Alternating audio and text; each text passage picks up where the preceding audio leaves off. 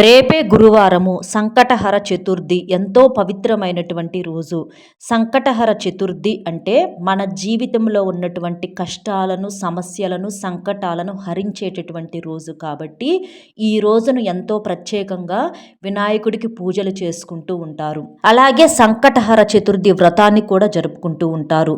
ఇంతటి పవిత్రమైనటువంటి ఈ రోజున మీరు చేసే పూజలు కావచ్చు, వ్రతాలు కావచ్చు, ఆ గణపతికి చెంది ఆ గణపతి యొక్క ఆశీస్సులు మీకు కలిగి మీకున్నటువంటి కష్టాలు, బాధలు, ఆర్థిక సమస్యలు, అప్పుల సమస్యలు, అలాగే అనారోగ్య సమస్యలు తొలగిపోవాలి అంటే ఇంట్లో పొరపాటును కూడా ఈ కూరను వండొద్దు, తినొద్దు.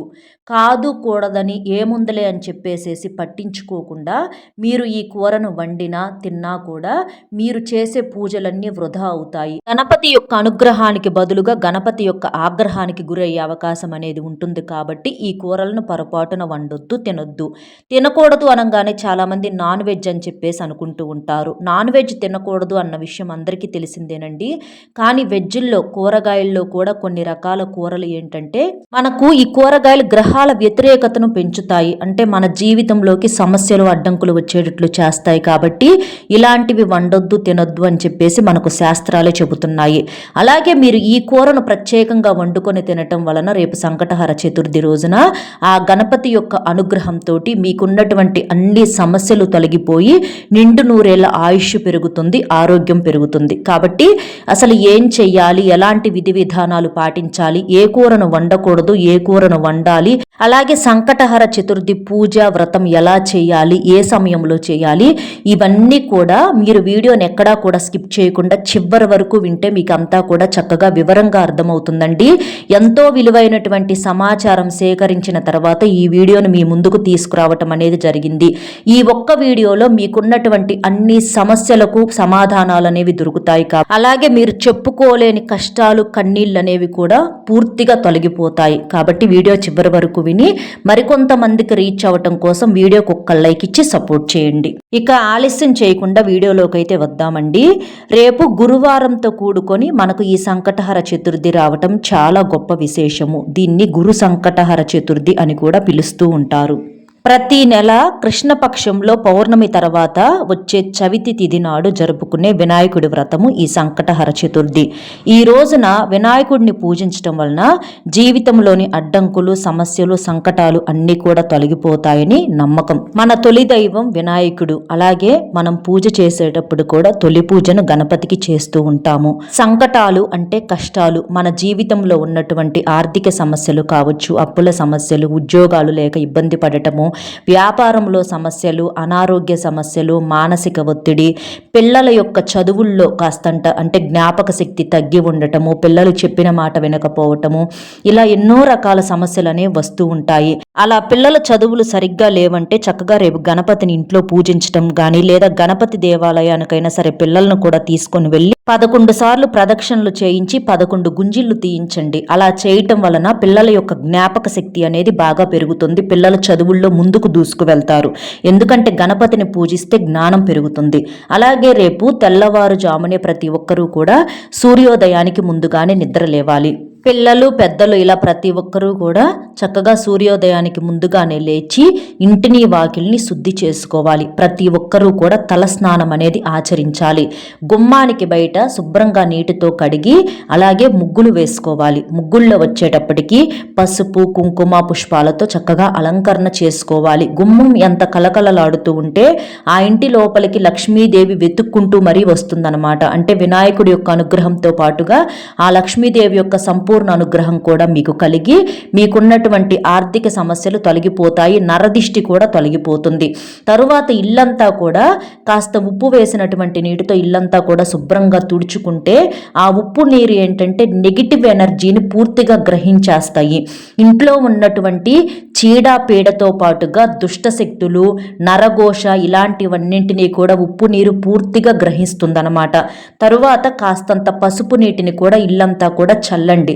అలా పసుపు నీటిని చల్లటం వలన ఇంట్లో ఒక మంచి పాజిటివ్ వైబ్రేషన్ కలుగుతుంది. గణపతి యొక్క అనుగ్రహం కలుగుతుంది. తరువాత పిల్లలు, పెద్దలు ప్రతి ఒక్కరూ కూడా తల స్నానం అనేది చెయ్యాలి. ఈ రోజున స్నానం చేసేటటువంటి నీటిలో కనీసం ఒక్క పూటైనా సరే ఉదయం కావచ్చు, సాయంత్రం కావచ్చు, చిటికెడంత పసుపును కానీ లేదా గరికె పూచలంటే గణపతికి చాలా ప్రీతికరము. అలా గరికె పూచలు 2 గరికె పూచలనైనా లేదా 4-5 వేపాకులనైనా సరే మీరు స్నానం చేసేటటువంటి నీటిలో గోరువెచ్చటి నీటిలో వేసుకొని స్నానం చేయటం వలన మీకున్నటువంటి అనారోగ్య సమస్యలు అపమృత్యు దోషాలన్నీ తొలగిపోయి నిండు నూరేళ్ళ ఆయుష్ కలుగుతుంది. అలా స్నానం చేసిన తర్వాత గణపతికి ఎంతో ఇష్టమైనటువంటి ఎరుపు రంగు వస్త్రాలు కానీ పసుపు రంగు వస్త్రాలను కానీ ధరించడం వలన గణపతి యొక్క సంపూర్ణ అనుగ్రహం అనేది కలుగుతుంది. ఈ ఎరుపు రంగు వస్త్రాలు ధరించడం వల్ల ఏంటంటే మనకు వినాయకుడికి వచ్చేటప్పటికి ఎరుపు రంగు అంటే చాలా చాలా ఇష్టం అన్నమాట. కాబట్టి ఈరోజు ఆ తండ్రిని ఏంటంటే ఎరుపు రంగు పుష్పాలతో పూజిస్తారు. అలా చేయటం వల్ల ఏంటంటే మీ కష్టాలన్నీ తొలగిపోయి కోరికలు నెరవేరుతాయి. అలాగే నరదిష్టి తొలగిపోతుంది ఎరుపు రంగు బట్టలు ధరించడం వల్ల. పిల్లలు కావచ్చు, పెద్దలు కావచ్చు. ఆడవాళ్ళు కాళ్ళకు పసుపు రాసుకోవటము, మెడలో నల్లపూసలు, తల్లో పువ్వులు పెట్టుకొని చక్కగా అలంకరణ చేసుకొని ఎర్రమట్టి గాజులు వేసుకొని పూజ చేయటం వల్ల మీ భర్త సంపాదన ఆయుష్ కూడా పెరుగుతాయి, బాగా కలిసి వస్తుంది. తరువాత ఇల్లంతా కూడా సాంబ్రాణి ధూపం వేయాలి. అలా ధూపం వేయటం వలన దుష్ట శక్తులన్నీ తొలగిపోతాయి. అలాగే రేపు చక్కగా మనకు గురువారంతో కలిసి వచ్చింది కాబట్టి రావి చెట్టుకు చెంబుడు నీటిని పోసి రావి చెట్టు చుట్టూత 11 సార్లు ప్రదక్షిణలు చేసి రావి చెట్టు దగ్గర కూడా దీపం వెలిగిస్తే మీకు బాగా కలిసి వస్తుంది. అలాగే ఈ రోజున జిల్లేడు మొక్కను తాకి నమస్కారం చేసుకొని జిల్లేడు చెట్టుకు చెంబుడు నీటిని పోసినా కూడా మీకున్నటువంటి కష్టాలు తొలగిపోతాయి. ముఖ్యంగా ఈ రోజు తెల్ల జిల్లేడు చెట్టు వృక్షం యొక్క వేరును సంగ్రహించి మీరు పూజ చేసుకునేటప్పుడు అక్కడ పూజలో పెట్టి పూజ చేసుకుంటే మీకున్నటువంటి విఘ్నాలన్నీ తొలగిపోతాయి. ఈ పూజను ఏంటంటే అర్క గణపతి పూజ అని కూడా అంటారనమాట. అర్క వృక్షం అంటే ఏంటంటే తెల్ల జిల్లేడు చెట్టు అని అర్థము. ఎందుకంటే సమస్త కార్యాలు అన్నిటికీ నిర్విఘ్నకారకుడు, విఘ్నకారకుడు కూడా ఆయనే. మన జీవితంలో మనకు కొన్ని రావట్లేదు అంటే ఏదో మనల్ని అది రాకుండా ఆపుతుంది అంటే విఘ్నం చేస్తుంది అని అర్థము. ఆ విఘ్నాన్ని నిర్విఘ్నం చేయాలి అంటే తీసేయాలి అనంటే అది ఎవరు తీసేస్తారు? ఆ మహాగణపతి మాత్రమే తీసేస్తాడు. ఇంకా ఈ రోజున గడపలకు ప్రతి ఒక్కరూ కూడా పసుపు రాసి కుంకుమ బొట్లు పెట్టి గుమ్మానికి ఇరువైపులు కూడా స్వస్తికి గుర్తులు వేసుకోండి. మామిడి తోరణాలు కానీ లేదా వేపాకుల తోరణాలు కానీ బంతిపూల తోరణాలు కానీ చక్కగా గుమ్మానికి కట్టుకుంటే గుమ్మం కలకలలాడుతుంది. ఈ రోజున ప్రత్యేకంగా కొబ్బరి నూనెతో 5 ఒత్తులు వేసి గణపతి ముందల దీపారాధన చేసుకుంటే మీకు విశేషంగా బాగా కలిసి వస్తుంది. కోరిన కోరికలన్నీ చక్కగా నెరవేరుతాయి. ఈరోజు ఉదయం పూట మీరు మామూలుగా పూజ చేసుకొని సంకటహర చతుర్థి వ్రతాన్ని మాత్రం సాయంత్రం పూట మాత్రమే చేసుకోవాలి. సాయంకాలం చేసుకోవటమే ఈ వ్రతం యొక్క గొప్ప విశేషము. సంకటహర చతుర్థి వ్రతం చేసుకుంటే గణపతి యొక్క అనుగ్రహం తొందరగా కలుగుతుంది. ఈ రోజున ఎంతో ఇష్టమైనటువంటి చతురావృత్త తర్పణాన్ని కూడా అర్పిస్తూ ఉంటారన్నమాట. మన పురాణాల ప్రకారం చూసుకున్నట్లయితే నవగ్రహాల్లో కుజుడు కూడా ఈ సంకటహర చతుర్థి వ్రతాన్ని చేశాడు. ఎరుపు రంగు పుష్పాలు అంటే ముఖ్యంగా మందార పుష్పాలను ఈరోజు చక్కగా మీరు పూజలో ఉంచి గణపతికి గంధము కుంకుమ ఈ ఎర్రటి మందార పుష్పాలతోటి అలంకరణ చేసి పూజిస్తే మీకు కోటి జన్మల పుణ్య ఫలితం అనేది కలుగుతుంది. కోరిన కోరికలన్నీ తక్షణమే నెరవేరుతాయి. అలా నవగ్రహాల్లో కుజుడే ఈ సంకటహర చతుర్థి వ్రతాన్ని చేశారంటే మనం ఒక్కసారి ఆలోచించాలి. కాబట్టి ఈరోజు ఈ వ్రతం చేయటం వలన జాతకంలో ఉన్నటువంటి కుజదోషాలు తొలగి కుజుడు యొక్క అనుగ్రహం అనేది కలుగుతుంది. అలాగే నరకలోకానికి అధిపతి అయినటువంటి యమధర్మరాజు కూడా ఈ సంకటహర చతుర్థి వ్రతాన్ని చేశాడు. ఇలా చేయటం వల్ల ఏంటంటే అపమృత్యు దోషాలన్నీ పూర్తిగా తొలగిపోయి అంటే వాహన ప్రమాదాలు, అపమృత్యు దోషాలు, భార్యాభర్తల మధ్య గొడవలు, కొంతమంది భార్యాభర్తలు దూరం అవుతూ ఉంటారు. భార్య ఒక చోట భర్త ఒక చోట అట్లా విడిపోదాం అనుకుంటూ ఉంటారు. అలాంటి వాళ్ళు కూడా కలిసే అవకాశం అనేది ఉంటుంది. సంతానం లేని వారికి సంతానం కలుగుతుంది. పిల్లలకు కూడా బుద్ధి బలం అనేది పెరుగుతుంది. పూర్వ వైభవం అనేది వచ్చి మీకు బాగా కలిసి వస్తుంది. కాబట్టి ఈ సంకటహర చతుర్థి వ్రతం అనేది చాలా గొప్ప వ్రతంగా చెప్పుకోవచ్చు. ఉదయం పూట పూజ చేసినప్పుడు కొంతమంది మామూలుగా చేసుకుంటారు. కొంతమంది ఏంటంటే నైవేద్యంగా ప్రసాదంగా వచ్చేటప్పటికి అటుకులు, కొబ్బరి పొడి, అలాగే గోధుమ పిండి, బెల్లము, పేలాలు, నెయ్యి, అలాగే మోదుకాలు ఉంటాయి కదా, అంటే కుడుములు, ఉండ్రాళ్ళు ఇలాంటివన్నీ కూడా చేస్తూ ఉంటారు. ఒకవేళ అవన్నీ చేయలేని వారు మీరు ఒక చిన్న బెల్లం ముక్కను నైవేద్యంగా పెట్టైనా సరే మీరు పూజ అనేది చేసుకోవచ్చు అన్నమాట. కానీ ఈ వ్రతాన్ని మాత్రం సాయంత్రం వేళలో మాత్రమే సంకటహర చతుర్థి వ్రతాన్ని చేయాలి. ఈ వ్రతాన్ని ఎలా చేయాలనేది నేను సింపుల్గా చెప్తానండి. ఈ వ్రతాన్ని సాయంకాలం అవ్వగానే రేపు సంకటహర చతుర్థి రోజున తెల్ల నువ్వుల పిండి అలాగే ఉసిరిక పొడిని శరీరానికి రాసుకొని స్నానం చేయాలి. తరువాత పూజ గదిలో గణపతి విగ్రహాన్ని ఉంచుకోవాలి. తెల్ల జిల్లేడు వేరుతో చెక్కినటువంటి గణపతిని పూజిస్తే అద్భుత ప్రయోజనాలు అనేవి కలుగుతాయి. పూజ ఎలా అంటే మీరేం చేస్తారంటే ముందు ఒక పీటను సిద్ధం చేసుకోండి. ఆ పీటను శుభ్రం చేసి దానికి పసుపు కుంకుమ బొట్లతో చక్కగా అలంకరణ చేయండి. తరువాత ఆ పీట మీద ఒక తమలపాకు ఉంచి దానిపై ఆవు పేడ అంటే గోమయం ఉంటుంది కదా, కాస్త ఆవు పేడను ఆ తమలపాకుపై ఉంచి దానిపై కొన్ని గరిక పోచలు ఉంచి అక్కడ గణపతి విగ్రహం ఉంచి పూజ చేస్తే సంపూర్ణ స్వామివారి యొక్క అనుగ్రహం అనేది కలుగుతుంది. తరువాత మనం తమలపాకులో ఉన్నటువంటి ఆవు పేడను తీసి ఏదైనా మొక్కలకు ఎరువుగా వేసుకోవచ్చు. తులసి మొక్కకు వేయకూడదండి, ఇక మిగిలిన ఏ మొక్కలకైనా వేసుకోవచ్చు. రేపు గణపతి ముందు కొబ్బరి నూనెతో 5 ఒత్తుల దీపాన్ని వెలిగిస్తే మీకు బాగా కలిసి వస్తుంది. అలాగే స్వామివారికి ఎర్రటి వస్త్రాలు, ఎర్రటి పుష్పాలు, ఎరుపు రంగు అక్షింతలు, గరికె పూచలు, నేరేడు ఆకులు ఇలాంటివి మీరు పూజలో ఉంచుకుంటే మీకు బాగా కలిసి వస్తుంది. ఇలా పూజ చేశాక హారతి ఇచ్చి నైవేద్యంగా పానకము, వడపప్పు, పాయసము, పండ్లు, దానిమ్మ గింజలు కూడా మనకు ఎరుపు రంగులో ఉంటాయి కాబట్టి దానిమ్మ గింజలు, నైవేద్యంలో నువ్వులతో చేసినటువంటి ప్రసాదం కూడా తప్పక ఉండాలి. అంటే నైవేద్యంలో నువ్వులతో చేసినటువంటి లడ్డులు ఉంటాయి కదా, వాటిని కూడా ప్రసాదంగా తప్పక ఉంచాలి. అలాగే వినాయకుడికి ఉండ్రాళ్ళంటే చాలా ఇష్టం కాబట్టి ఒక 11 ఉండ్రాలను కూడా చక్కగా ఉంచేసి మీరు ఇలాగా గణపతి యొక్క వ్రతాన్ని చేసుకోవటం వలన గణపతి త్వరగా అనుగ్రహిస్తాడు. మీకున్నటువంటి కొండంత సమస్యనైనా సరే క్షణాల్లో తీసేసి మీకు బాగా కలిసి వచ్చేటట్లుగా చేస్తాడు. కాబట్టి చెయ్యాలి అనుకున్న వారు ఈ పద్ధతిలో చెయ్యండి. అలాగే ఈరోజు ఈ ముడుపు కడితే చాలా మంచిది. ఈరోజు గణపతికి కట్టే ముడుపుకు చాలా శక్తి ఉంటుంది. ముడుపు ఎలా కట్టాలంటే ఒక ఎర్రటి వస్త్రాన్ని తీసుకొని అందులో 3 గుప్పెళ్ళ బియ్యం అనేది పొయ్యాలి. తర్వాత 2 తమలపాకులు, 2 ఒక్కలు, అలాగే 2 ఎండు ఖర్జూరాలు, 11 రూపాయలు వీటన్నింటినీ కూడా ఇక్కడ చూపించినట్లుగా ఒక ఎర్రటి వస్త్రంలో కట్టి ఈ ముడుపుకు 3 ముళ్ళు వేయాలి. తరువాత పసుపు కుంకుమ బొట్లతో అలంకరణ చేయాలి. ముడుపు కట్టేటప్పుడు మీ కోరికలన్నీ స్వామి వారికి చెప్పుకోండి. అలా ముడుపుని గణపతికి ఎదురుగా పెట్టుకోవాలి.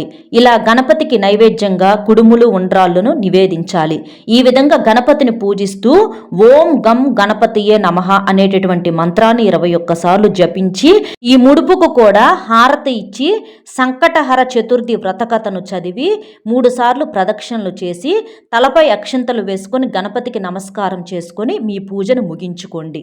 ఇదంతా మీరేంటంటే ఉదయం వేళ ఈ ముడుపును మీరు సిద్ధం చేసుకోండి. అంటే మీరు పూజ చేస్తారు కదా, ఆ సమయంలో ఇలా ముడుపును మీరు సిద్ధం చేసుకొని ఇక సాయంత్రం పూట సూర్యుడు అస్తమించిన తర్వాత మీరు చక్కగా స్త్రీలు ఏంటంటే మళ్ళీ స్థల స్నానం అనేది చేసుకొని పూజ గదిలో దీపం వెలిగించి ఉదయం కట్టినటువంటి ముడుపును తీసి మీ కోరికలను మరోసారి వినాయకుడికి చెప్పుకొని ముడుపును ఉప్పతీయాలన్నమాట. ఈ ముడుపులో ఉన్నటువంటి బియ్యంతో పరమాన్నం తయారు చేసి గణపతికి నైవేద్యంగా నివేదించండి. అలాగే ముడుపులో ఉన్నటువంటి తాంబూలము, ఒక్కలు ఇవన్నీ తీసి ప్రసాదంగా స్వీకరించండి. ముడుపులో దక్షిణగా పెట్టినటువంటి 11 రూపాయలను తీసి మీ బీరువాలో పెట్టుకోవటం వలన మీకు ధనం 4 దిక్కుల నుంచి దూసుకు వస్తుంది. కాబట్టి తర్వాత ముడుపులో ఉన్నటువంటి వస్తువులతో ఇలా చేయండి. అలా ముడుపులో ఉన్నటువంటి బియ్యంతో పరమాన్నాన్ని చేస్తారు కదా, ఆ పరమాన్నాన్ని ఇంట్లో ప్రతి ఒక్కరూ కూడా ప్రసాదంగా స్వీకరించాలి. తద్వారా మీ యొక్క కుటుంబం మొత్తానికి ఆయు ఆరోగ్యాలు, అష్టైశ్వర్యాలు, సుఖ సంతోషాలు కలుగుతాయి. కాబట్టి ఈరోజు తప్పనిసరిగా ప్రతి ఒక్కరూ కూడా ఇలాంటి నియమాన్ని ఆచరించండి. ఇలా చేయటం వలన మీ కోరిన కోరికలన్నీ తీరి మీకు ధనపరంగా కూడా బాగా కలిసి వస్తుంది. అప్పుల బాధలు ఏమన్నా ఉంటే అవన్నీ పూర్తిగా తొలగిపోతాయి. అలాగే ఈ రోజు మర్చిపోకుండా గణపతిని పూజించినటువంటి వారు చంద్రుడిని చూసి చంద్రుడికి నమస్కారం చేసుకోండి. మీ అంటే కొంతమంది ఉపవాసం ఉంటారు కదా, అలాంటి వారు చంద్రుడిని చూసుకున్న తర్వాత మీరు ఉపవాసాన్ని విరమించండి. ఈ రోజు వచ్చే చంద్రకిరణాలకు చాలా శక్తి ఉంటుంది. ఎవరైతే కటిక పేదరికంతో బాధపడుతూ ఉంటారో అలాంటి వారు చంద్రుడికి పాలతో ఆర్ఘ్యం సమర్పిస్తే వారి యొక్క పేదరికం వెంటనే తొలగిపోతుందని చెప్పేసి మనకు శాస్త్రాలు చెబుతున్నాయి. ఉపవాసం ఉండే శక్తి మాకు లేదు అనుకున్న వారు పాలు పండ్లను ఆహారంగా తీసుకుంటూ మీరు మీరు ఉండొచ్చు అనమాట ఉపవాసము. అలాగే ఈ రోజున ఎరుపు రంగు అక్షింతలు తీసుకోవాలి. అంటే స్వామివారి దగ్గర పూజలో కూడా ఎర్రటి అక్షింతలు ఉంచాలి. ఎందుకంటే ఎరుపు రంగు అంటే స్వామివారికి చాలా ఇష్టం కాబట్టి ఎర్రటి అక్షింతలను మీరు తల మీద వేసుకోవాలి. ఇంకా ఎవరైతే అప్పుల సమస్యలతో బాధలు పడుతున్నారో వాళ్ళు 11 యాలుకలను ఒక పసుపు రంగు దారానికి చుట్టి గణపతి విగ్రహానికి సమర్పించినట్లయితే మీకున్నటువంటి అప్పుల బాధలన్నీ కూడా పూర్తిగా తొలగిపోయి మీరు ఒకరికి అప్పు ఇచ్చేటటువంటి స్థాయికి ఎదుగుతారు.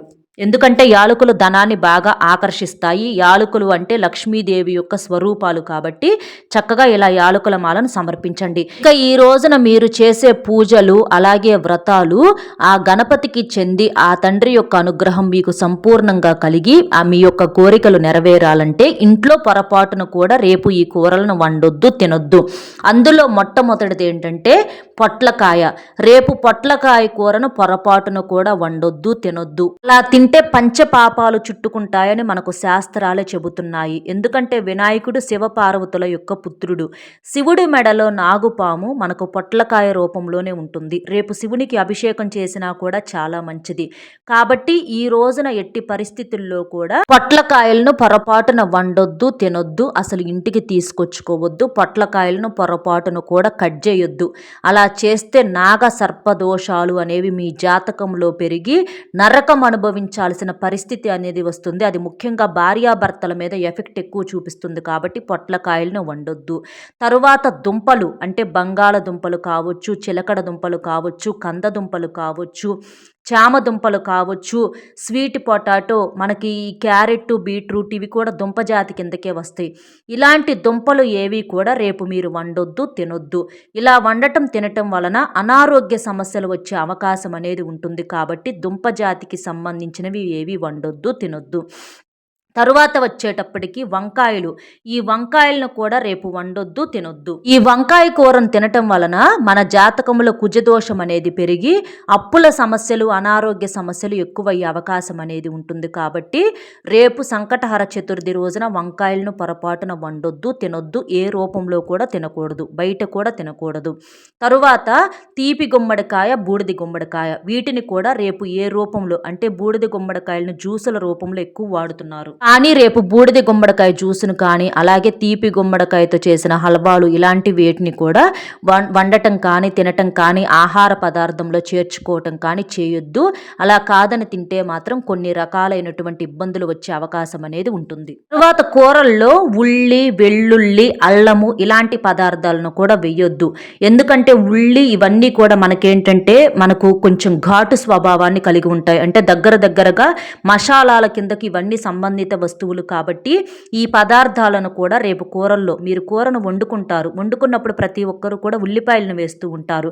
కానీ రేపు కూరల్లో ఉల్లిపాయలను వేయొద్దు, గుర్తుంచుకోండి. ఎందుకంటే ఇంట్లో ఎలాంటి ప్రత్యేకమైనటువంటి పూజలు, వ్రతాలు చేసేటప్పుడు ఇంట్లో ఉండేటటువంటి కూరల్లో కూడా ఈ ఉల్లి, వెల్లుల్లి, అల్లము, మసాలా దినుసులు ఇలాంటి వాటిని వేయకూడదు. తరువాత కోడిగుడ్డు, నాన్ వెజ్, చికెను, మటను, కోడిగుడ్డు, అలాగే చేపలు, పీతలు, రొయ్యలు, ఉప్పు చేపలు ఇలాంటివి నాన్ వెజ్కి సంబంధించినటువంటి ఎలాంటి ఆహారాలు కూడా ఇంట్లో కానీ బయట కానీ పొరపాటును కూడా వండటం కానీ తినటం కానీ చేయవద్దు. అలా చేస్తే అనారోగ్య సమస్యలు ఎదురవుతాయి, అప్పుల పాలవుతారు, 7 జన్మల దరిద్రం అనేది పట్టి నరకానికి వెళ్ళే అవకాశం అనేది ఉంటుంది. అలాగే ఈ భూమి మీదే నరకం అనుభవించే దుస్థితి కూడా వస్తుంది. కాబట్టి నాన్ వెజ్ జోలి పొరపాటును కూడా బయట కానీ ఇంట్లో కానీ ఎక్కడా కూడా తినకూడదు, జాగ్రత్తగా ఉండండి. ఇవి తినకూడని, వండకూడని ఆహారాలు. ఇక తినాల్సినటువంటి కూరగాయల విషయానికి వస్తే రేపు బీరకాయ కూర తింటే చాలా చాలా మంచిది. బీరకాయ కూర తినటం వలన నిండు నూరేళ్ళ ఆయుష్ పెరుగుతుంది, అనారోగ్య సమస్యలు తొలగిపోతాయి. ఇలా మనకు మామూలు బీరకాయలు కావచ్చు లేదా నేతి బీరకాయలు కావచ్చు, ఇలా ఏ రూపంలోనైనా సరే మీరు నేతి బీరకాయ అయితే పచ్చడి లేదా మామూలు బీరకాయ అయితే ఇక్కడ చూపించినట్లుగా పాలు పోసుకొని వండి తినటం వలన మీకు బాగా కలిసి వస్తుంది. నేతి బీరకాయలను ఏంటంటే పచ్చడి రూపంలో చేసుకోవటం వలన మీకు ఆ గణపతి యొక్క సంపూర్ణ అనుగ్రహం అనేది కలుగుతుంది. అలాగే రేపు నల్లేరు పచ్చడి ఇలా చూపించినట్లుగా మనకి ఇక్కడ నల్లేరు కాడ ఉంటుందండి. ఆ నల్లేరు కాడ మీకు మార్కెట్లో ఎక్కడైనా దొరుకుతుంది. ఆ నల్లేరు కాడతో నల్లేరు పచ్చడి చేసుకొని మీరు ఒక ముద్దలో ఆ పచ్చడి వేసుకొని కాస్త నెయ్యి వేసుకొని పిల్లలు కానీ పెద్దలు కానీ అందరూ కూడా తినటం వలన మీకు నిండు నూరేళ్ల ఆయుష్ అనేది కలుగుతుంది. గణపతి యొక్క సంపూర్ణ అనుగ్రహం అనుగ్రహం అనేది కలుగుతుంది. ఉపవాసం ఉన్నవారు కూడా ఒక పూట భోజనం చేస్తారు కదా, అప్పుడు ఒక ముద్దలోకి ఈ నల్లేరు పచ్చడి వేసుకుని తింటే చాలా బాగా కలిసి వస్తుంది. అలాగే రేపు పచ్చి బఠానీలు కావచ్చు లేదా డ్రై బఠానీలు కావచ్చు, వీటిని కూడా నానబెట్టుకొని కూరల్లో వేసుకుంటే మీకు చక్కగా ఆరోగ్యం పెరుగుతుంది, ప్రోటీన్ కూడా యాడ్ అవుతుంది, పిల్లల యొక్క జ్ఞాపక శక్తి కూడా పెరుగుతుంది, అలాగే మీకు ధనం అనేది బాగా కలిసి వస్తుంది. కాబట్టి తినాల్సినటువంటి కూరలైతే ఇవి, అలాగే తినకూడని కూరలైతే అవి. ఇలాంటి నియమాలు ఆచరిస్తూ మీరు ఈ పూజ చేసుకోవటం వలన, ఈ వ్రతం చేసుకోవటం వలన గణపతి యొక్క అనుగ్రహంతో పాటుగా శివపార్వతుల యొక్క సంపూర్ణ అనుగ్రహం అనేది కలుగుతుంది. అలాగే బ్రాహ్మణుడికి రేపు దక్షిణ ఇచ్చినా కూడా మీకు బాగా కలిసి వస్తుంది. ఇలా నియమాలు ఆచరించి పూజ చేశాక బయటికి వచ్చి రాత్రి చంద్రుడిని చూసి ఆర్ఘ్యం విడిచిపెట్టాలి. ఆర్ఘ్యం ఎలా విడిచిపెట్టాలంటే ఒక రాగి చెంబు నిండా నీళ్లు తీసుకొని అందులో తెల్లటి పుష్పాలు వేసి చక్కగా చంద్రుడి ముందల నుంచొని ఆరు బయట చంద్రుడికి ఆర్ఘ్యం విడిచిపెట్టాలి. తరువాత గణపతి దగ్గరికి వచ్చి సంకటం మాం నివారయ అనే మంత్రాన్ని చెప్పుకోవాలి. ఇలా చేస్తే మీ కోరికలన్నీ ఏవైనా కానీ త్వరగా నెరవేరుతాయి. అలాగే రాత్రి 11-12 గంటల వరకు జాగరణ చేస్తే మంచిది. జాగరణ అంటే గణపతి యొక్క నామాలను స్మరించుకుంటూ జాగరణ చేస్తే చాలా పుణ్య ఫలితం కలుగుతుంది. ఇక మరుసటి రోజు ఉదయం స్నానం చేసి గణపతి పూజ చేసి ఎవరికైనా ఏదైనా దానం ఇస్తే చాలా మంచిది. అలాగే గణపతి ఆలయానికి వెళ్ళి గణపతి దర్శనం చేసుకోండి. ఈరోజు చతురావృత్తి తర్పణం గణపతికి సమర్పిస్తే చాలా మంచిది. చతురావృత్తి తర్పణం అంటే గణపతికి చాలా ఇష్టము. అంటే ఒక రాగి చెంబులో నీళ్లు పోసి అందులో ఎర్రటి పుష్పాలు వేసి మీరు పూజ చేస్తారు కదా, గణేశుని చుట్టూతా 4 సార్లు తిప్పి ఆ చెంబులో నీళ్లుంటాయి కదా, ఎర్రటి పుష్పాలు వేసేసి ఆ నీటితో గణపతి యొక్క విగ్రహం ముందు కానీ లేదా గణపతి యొక్క పటం ముందల ఏంటంటే 4 సార్లు తిప్పాలి. తిప్పి ఆ నీటిని ఏంటంటే జిల్లేడు చెట్టు మొదట్లో పోయాలి. అలా చేయటం వలన అద్భుతమైనటువంటి ఫలితాలు కలుగుతాయని మనకు శాస్త్రాలు చెబుతున్నాయి. అయితే తులసి మొక్క దగ్గర పోయకూడదు. జిల్లేడు చెట్టు మొదట్లో కానీ లేదా వేరే మొక్క మొదట్లో కానీ పోయాలి. అలాగే మీరు పూజ చేసినప్పుడు పూజలో కూడా తులసి దళాలు ఉంచకూడదనమాట.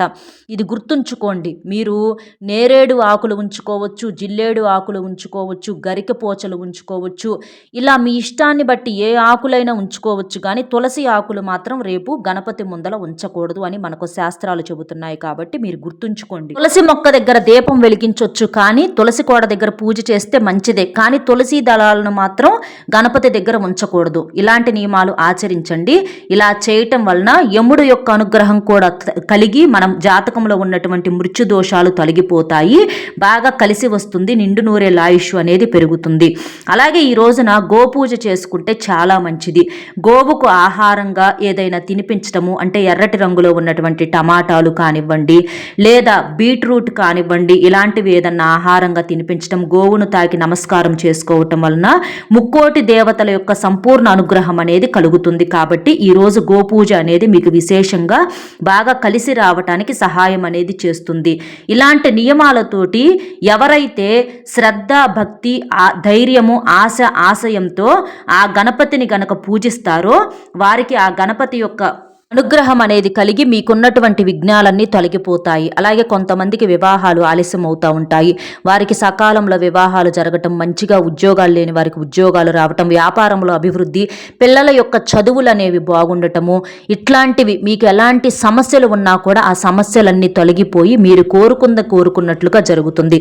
కాబట్టి రేపు ఇలాంటి నియమాలు అనేవి మీరు ఆచరించి, అలాగే స్నానం చేసే నీటిలో ఏం వేసుకొని చెయ్యాలి, ఏ కూరను వండకూడదు, ఏ కూరను వండుకోవాలి, సంకటహర చతుర్థి వ్రతం ఎలా చేసుకోవాలి, పూజ ఎలా చేసుకోవాలి, ఇవన్నీ కూడా మీరు చక్కగా తెలుసుకున్నారు కదా. అర్థం కాకపోతే మళ్ళీ ఇంకొకసారి వినే ప్రయత్నం అనేది చేయండి. అలా చేయటం వల్ల మీ అన్ని ప్రశ్నలకు సమాధానం అనేది దొరుకుతుంది. ఈ వీడియో మీకు నచ్చింది అనుకుంటున్నాను. వీడియో నచ్చితే వీడియోకి ఒక లైక్ ఇచ్చి సపోర్ట్ చేయండి.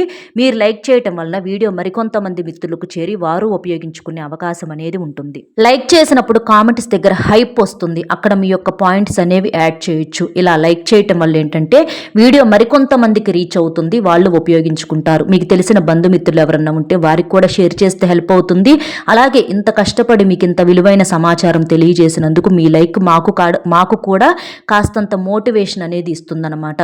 కాబట్టి ఒక్క లైక్ ఇచ్చి సపోర్ట్ చేస్తారని చెప్పి మనస్ఫూర్తిగా కోరుకుంటూ కామెంట్ బాక్స్లో ఓం గం గణపతియే నమః అనేటటువంటి మంత్రాన్ని కామెంట్ చేయటం వలన ఆ వినాయకుడి యొక్క అనుగ్రహం అనేది సంపూర్ణంగా మీ మీద ఉంటుంది. అలాగే మన ఛానల్ మొట్టమొదటిసారిగా చూస్తుంటే సబ్స్క్రైబ్ చేసుకొని పక్కనే ఉన్నటువంటి ఆల్ అనే బెల్ని క్లిక్ చేయటం మాత్రం అస్సలు మర్చిపోవద్దు. అలా చేస్తేనే నేను పెట్టే వీడియోస్ మీకు నోటిఫికేషన్ రూపంలో చేరుతాయి. కాబట్టి ఒక్క లైక్ ఇచ్చి సపోర్ట్ చేస్తారని కోరుకుంటూ ఆ వినాయకుని యొక్క ఆశీస్సులు మీ మీద మీ కుటుంబం మీద ఉండాలని మనస్ఫూర్తిగా కోరుకుంటూ మళ్ళీ కలుద్దాం. నమస్కారం.